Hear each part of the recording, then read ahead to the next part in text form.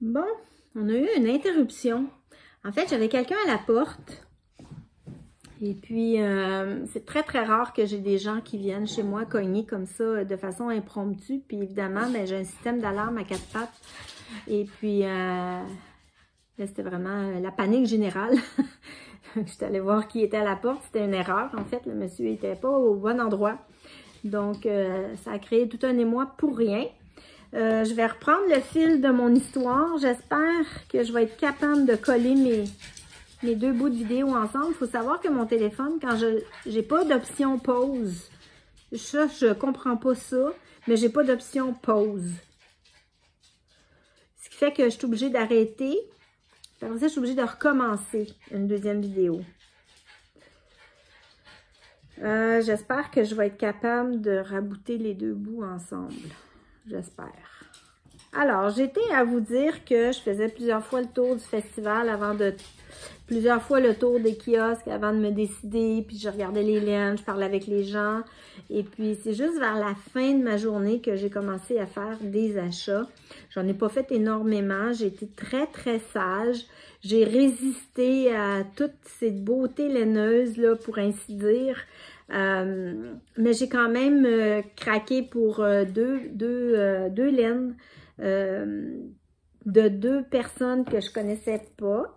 Puis la première que je vais vous montrer, c'est une laine de chez Gelaine.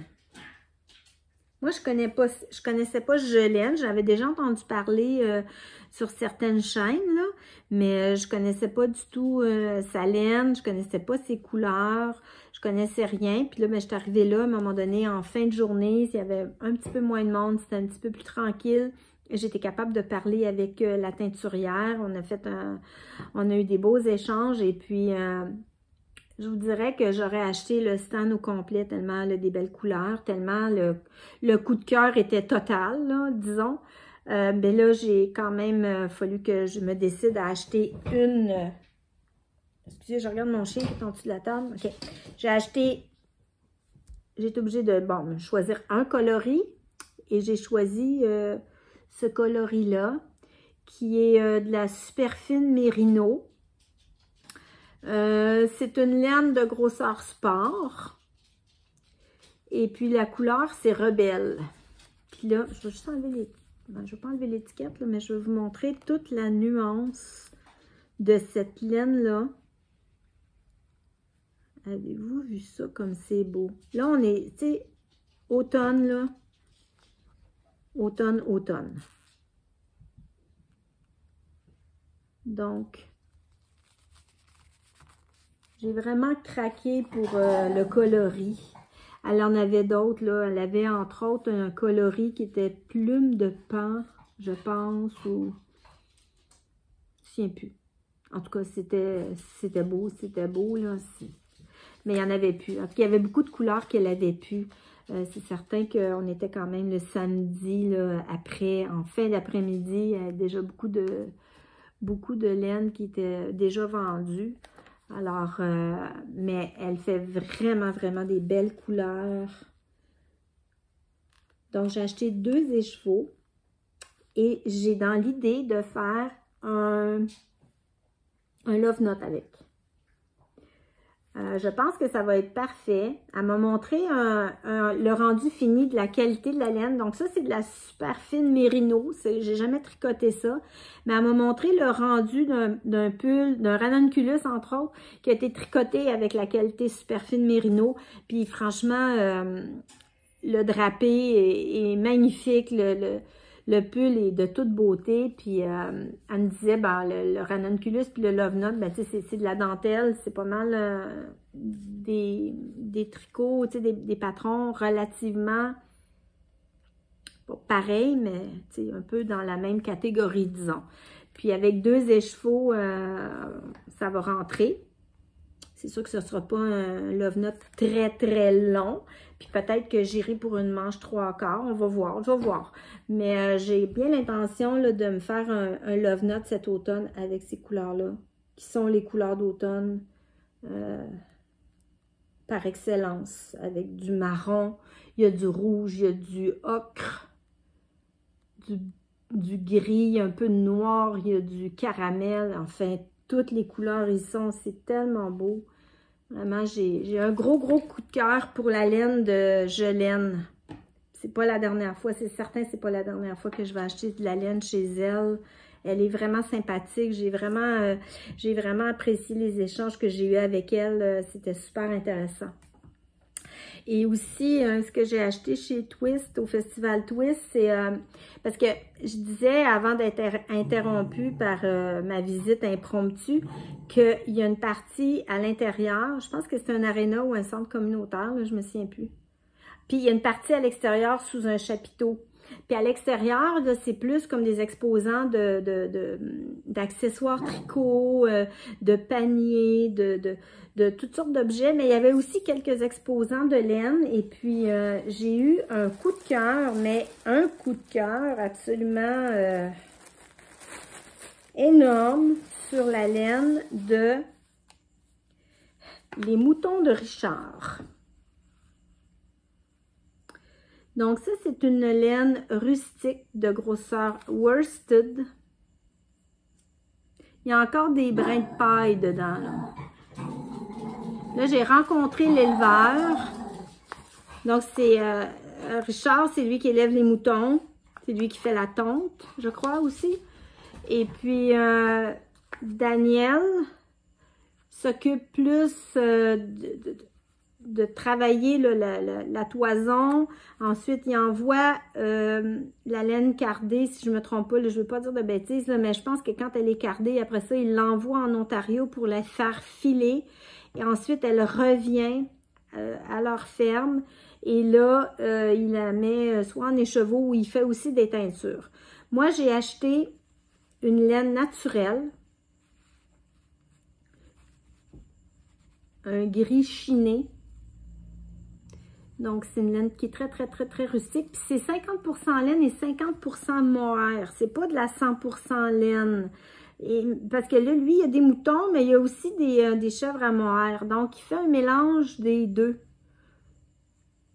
Donc, 50-50. Et puis, j'ai acheté 3 écheveaux. Parce que dans chaque écheveau, on a plus ou moins 163 mètres. Et avec ça, je vais faire le Ingrid Slipover de Petit Filet. J'ai le patron. Là, je suis presque gênée de dire que je l'ai eu en cadeau. Mais je l'ai eu en cadeau. Puis, je veux honorer les cadeaux que j'ai reçus. Alors, c'est un patron qui m'a été offert par Cécile, encore une fois, Ado Micha. Merci. Donc, cet automne, je vais tricoter le Ingrid Slipover dans cette magnifique laine rustique de mouton québécois. Et puis, j'ai même été invitée à aller à la ferme voir ses moutons, puis voir ses autres laines, parce qu'il n'y avait pas tout amené avec lui. Alors, si vous êtes intéressé par cette laine-là, vous faites la recherche là, sur les moutons de Richard, puis sur rendez-vous, vous pouvez vous rendre à la ferme. Il vous montre les laines qu'il y a à vendre, et puis il y a différents calibres aussi. Il y a de la Deka, il y a de la worsted, il y a de la Aran. Il y en a qui c'est de la laine naturelle, d'autres c'est de la laine teinte à la main. Mais c'est des couleurs solides, là. Il n'y a pas de nuances, là. Les nuances viennent principalement là, de la qualité de la laine. Donc, moi, j'y étais pour une couleur naturelle, un gris. Ça devrait bien me faire. J'ai hâte de tricoter. Je suis sûre que les points, je suis sûre que la définition des points dans ce modèle-là, vous le connaissez, là, je pense qu'il se passe de présentation, là, Ingrid, là, tout le monde a une idée j'ai pas de photos sous la main, désolée.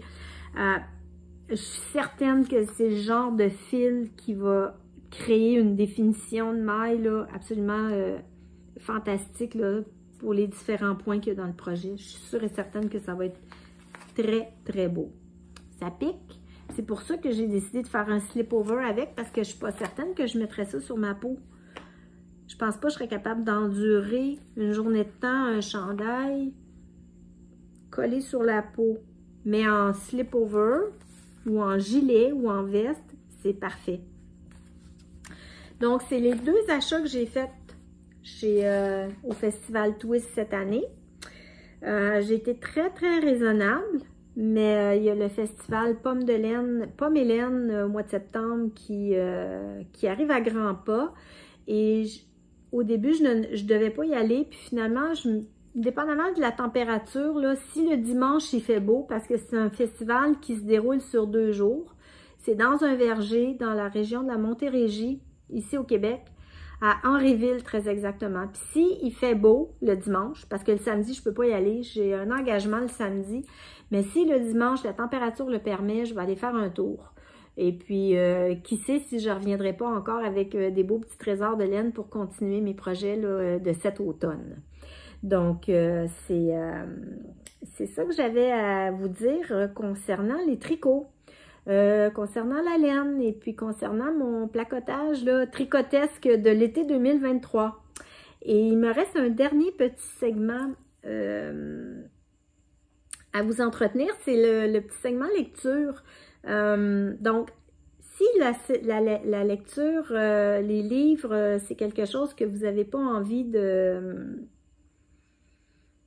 d'entendre, ben à ce moment-ci, vous pouvez quitter, je ne reparlerai pas de tricot. C'est terminé pour la laine et le tricot. Alors, si vous quittez ici, je vous souhaite une excellente journée ou une excellente soirée, dépendamment du moment où vous regardez cette vidéo. Je vous remercie de votre passage. Merci de mettre un pouce en l'air. Merci de mettre un commentaire. Merci de partager. Merci de vous abonner si vous n'êtes pas encore abonné.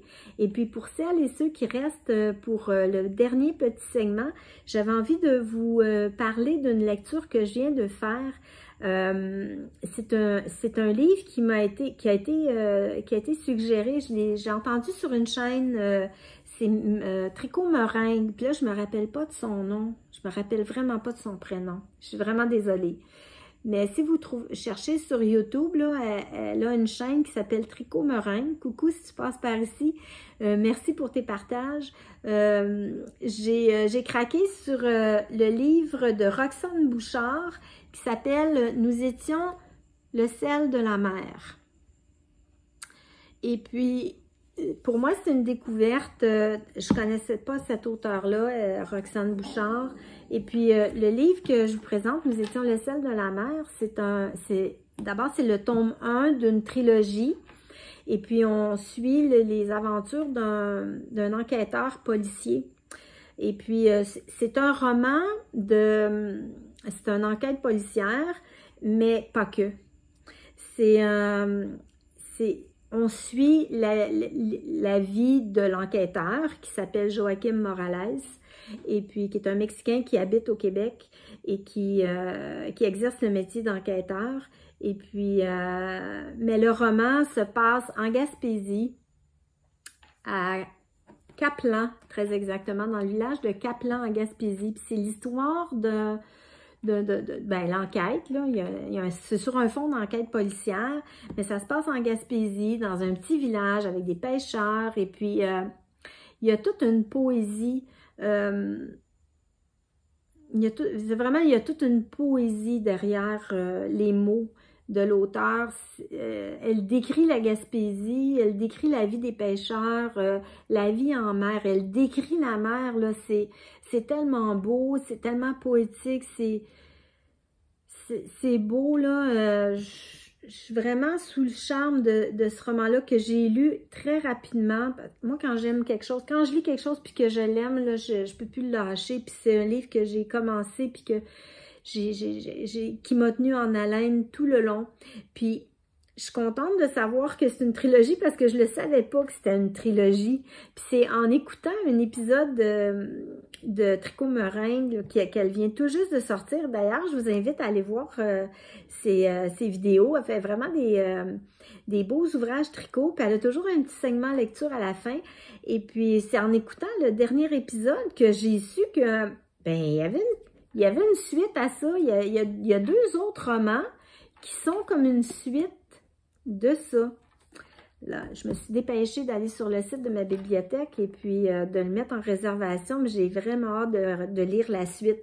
Donc, si vous avez envie de vous plonger dans un livre qui parle de pêcheurs, de Gaspésie, de bord de mer, c'est de toute beauté, vraiment un auteur à découvrir. Moi, je ne la connaissais pas du tout, et puis c'est vraiment un auteur à découvrir. Elle a une plume magique. C'est beau, c'est extrêmement beau.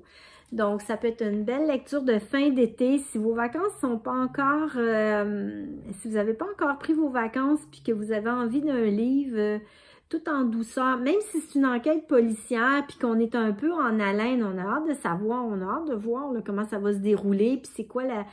Mais il reste que il y a des beaux moments de lenteur. La psychologie des personnages est très bien ficelée. C'est beau. C'est beau. Bravo à Roxane Bouchard. Elle a un talent immense pour écrire et puis elle m'a fait passer un très, très beau moment de lecture. Et puis, ben, je remercie Tricot Meringue. Je pense que c'est Vanessa son nom, mais je voudrais tellement pas dire de niaiserie puis de dire des choses qui sont pas vraies. Je sais pas. Enfin, merci. Merci pour cette suggestion, puis merci d'en avoir reparlé dans ton épisode, là, parce que moi, je savais pas qu'il y avait une suite à ça, puis ça va juste prolonger le plaisir, là, de mon été qui, tranquillement pas vite, pas juste mon été, de l'été qui tire à sa fin, et puis c'est certain que ça va me faire encore des beaux moments de lecture, là, sur la terrasse, s'il finit par faire beau, éventuellement. Alors voilà, c'est ce que j'avais à vous dire aujourd'hui. Mes chers amis tricoteurs, tricoteuses, j'espère que vous allez bien, j'espère que vous passez du beau temps, du bon temps, malgré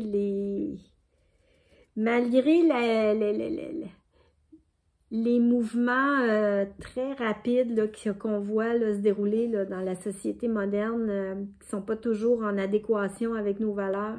Des fois, c'est perturbant, c'est pas toujours facile. Moi, je vois défiler le monde, puis c'est presque épeurant par moments. Et puis, à ce sujet-là, je voulais juste peut-être envoyer un petit message à Laetitia de la chaîne Comme Trois Pelotes. Je sentais qu'elle était très fébrile dans un de ses derniers épisodes avant qu'elle parte en vacances. Je la sentais son anxiété sur le monde dans lequel on vit, donc la transformation du monde en ce moment qui va à vitesse grand V. Puis on a l'impression que c'est comme du sable entre nos doigts parce qu'on est heurté. En tout cas, moi, personnellement, je suis heurtée dans beaucoup de mes valeurs. Et puis, j'ai l'impression que j'ai plus de contrôle puis que je me sens un peu ballottée. J'ai l'impression des fois d'être sur un radeau en pleine mer puis que c'est pas facile. Donc, malgré tout, restons bien ancrés, continuons à tricoter, continuons à partager nos joies, nos peines aussi, parce que ça fait partie de la vie, puis on est dans une communauté bienveillante et remplie de compassion, puis il y a beaucoup de soutien, puis il y a beaucoup de support entre nous, alors n'hésitons pas à demander... à demander de l'aide si on a besoin parce qu'on est vraiment tricoté serré dans notre communauté puis c'est la beauté de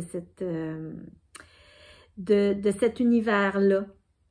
Donc, je vous souhaite du bon temps. Je vous souhaite du temps de qualité. Je vous souhaite du temps en famille. Et puis, tricotez bien.